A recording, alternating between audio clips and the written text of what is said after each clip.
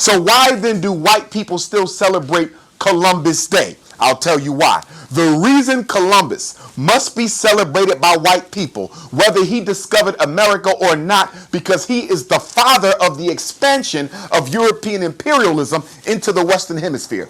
Without Columbus, you don't get the wholesale murder of Native Americans. Without Columbus, you don't get the mass enslavement of African people, the greatest unnatural disaster in human history. You don't get that without Columbus. Without Columbus, the white man never takes over this planet. And so as far as they are concerned, he is the father of the discovery of America, because he basically gave them the ability to discover the world and claim it for themselves.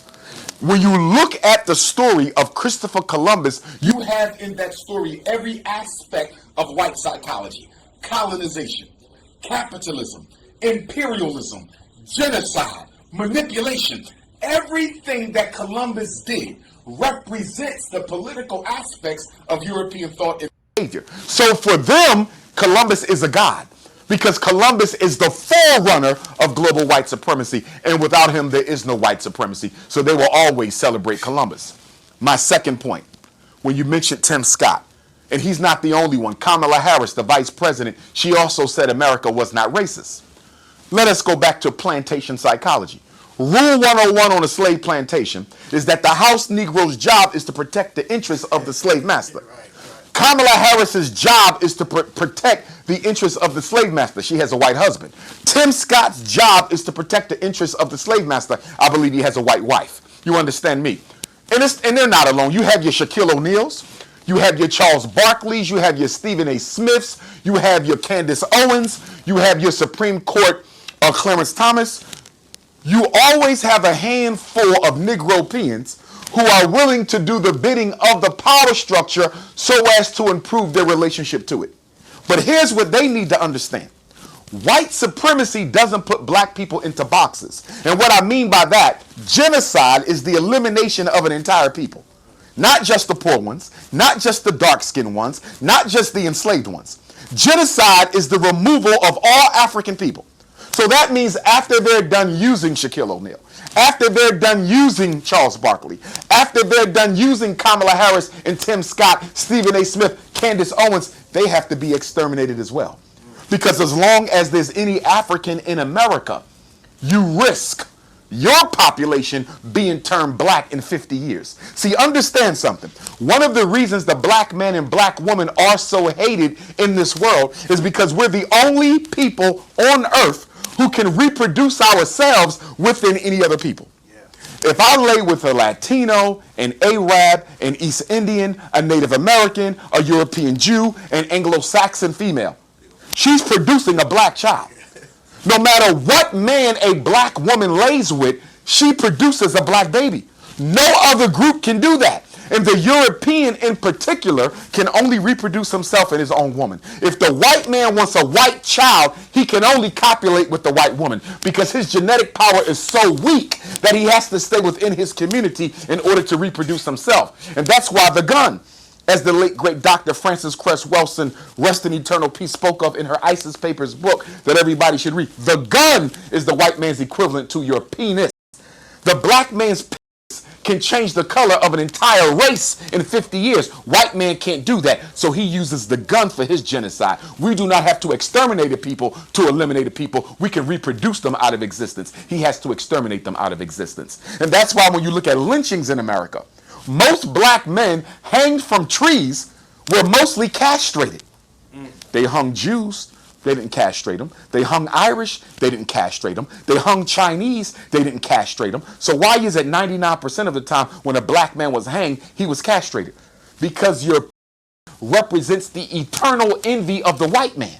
We get it wrong. Brothers in the hood think the white man is envious of your physical size, of your genitalia. That has nothing to do with it. He doesn't envy the genitalia because not every black man is blessed with a large genitalia. What he envies is your reproductive power, your ability to go anywhere in the world and create a black nation no matter what the color of the woman.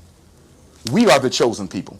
Being chosen has nothing to do with being a Muslim, a Christian, or a Hebrew. Being chosen is being a member of the original family that God put down on earth for the first time in the Nile Valley civilization of Africa. If you are amongst that family, you are chosen. Everybody knows who we are. They know that we're the people who built them pyramids. Right. They know we're the people who made this country. They know we're the people who invented the cell phone, the internet, the helicopter, the stoplight, the gas mask, the self-lubricating engine. They know who we are. The problem is we forgot. And one of the reasons we forgot is we allowed the white power structure to desegregate our children into their public schools. Ever since 1954, when the Supreme Court overturned Brown versus Board, they've been pushing black kids into white public schools and predominantly white universities, not to give us a better opportunity, but to kill the intellectual genius of the black child. Remember, most of our inventions were created before we sat next to white children. We were creating things white kids were not even thinking about. So they had to kill that, and the best way to kill that was to desegregate the schools. And look what we've been doing ever since desegregation. Basketballs, footballs, gangster rap, and white girls. Gangster rap is the soundtrack of mass incarceration. It's the soundtrack of mass incarceration. The white power structure, particularly the untouchable power structure that controls gangster rap, deliberately redirected its aim in order to have black children indoctrinated with the kill, shoot, sell dope, sexual exploitation of black girls mentality in order to reinforce the European narrative that black men are only good for sex and dope. You understand? And unfortunately, we are playing into this because whereas the white man is motivated by power, the black man is motivated by money. We have two totally separate agendas. As I spoke to you earlier, I said the Roman Catholic schools in Detroit wouldn't sell me a school. Those schools are still for sale 6 years later because they are about power, not money. Black people are motivated by money. That's why we don't have anything. We need power. You understand? And so, unfortunately, black men are going to go down in history, and gangster rappers in particular are going to go down in history as being the only human population in the history of the world to participate in the extermination of their own public image. No other group in history has participated in the eradication of a positive image of themselves in major mainstream media. But we're doing that. And nobody's holding the gangster rappers accountable because they have money. Everybody in the black community is motivated by money. We're not motivated by loyalty. We're not motivated by integrity. We're not motivated by legacy. We're motivated by money. I'll give you something else. The other day, California approved a reparations bill for black people. And according to what I read, they're going to give every black person in California approximately $224,000 as restitution for slavery. Now, California was not a slave-owning state, but for the support of the slave enterprise, they're going to pay reparations. There's some black people who think that's a good thing. It's a total setup and a scam. Why would you allow somebody to give you $224,000 for 500 years of abuse, exploitation, dehumanization? Why would you allow that? California has one of the highest qualities of life in America. You probably can't even buy a house with $224,000 in California. You understand? And even in other places, it might be a small house, maybe a car. So you're telling me for the hell that my ancestors went through building this country, I'm going to let you give me $224,000 for that? Now, here's the trick.